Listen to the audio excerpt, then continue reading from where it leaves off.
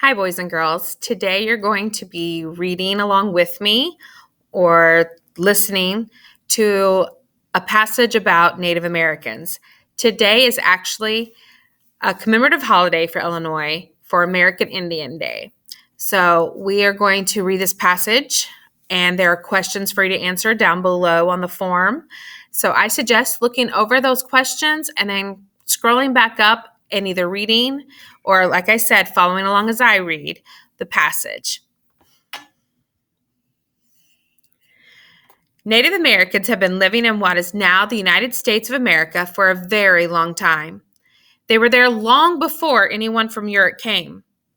They are not just one group of people. In fact, there are many different tribes of Native Americans. Each tribe is distinct from the others. Different Native American groups have different languages and beliefs.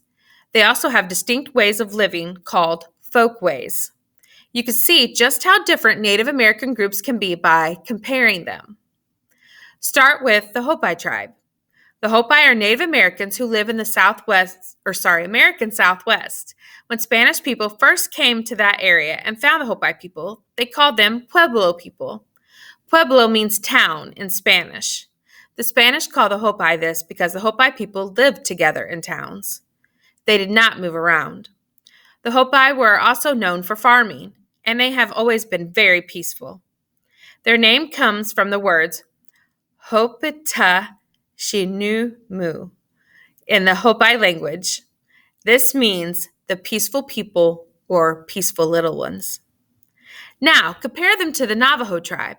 The Navajo come from the same area as the Hopi, but they did not live in towns like the Hopi. Instead, they were semi-nomadic people. Nomadic people moved from place to place. The Navajo moved around, unlike the Hopi. The Navajo were not known for farming. They were known for hunting and gathering to get their food. After the Spanish people came, the Navajo became known for taking care of sheep. That was not true of the Hopi. The Hopi and Navajo came from the same area, but they were very distinct groups of people. Now think about how different tribes that do not come from the same area might be. Another tribe is the Chinook. They had lived near the coast of the Pacific Ocean for thousands of years. They've also been known for being good at fishing. The Chinook would make huge canoes, which are a kind of boat. The fish they caught most often was the salmon. The salmon was a very important food source for the Chinook. It also plays a large part in the Chinook's sense of who they are. All the way across the country is a tribe called the Penobscot. They are in Maine. Like the Chinook, the Penobscot also get meaning and a sense of who they are from the animals they hunt. But unlike the Chinook, they don't catch salmon. They hunt beavers, otters, moose, bears, and caribou. There are not as many thriving Native American tribes today as there used to be, but there are still a lot of them.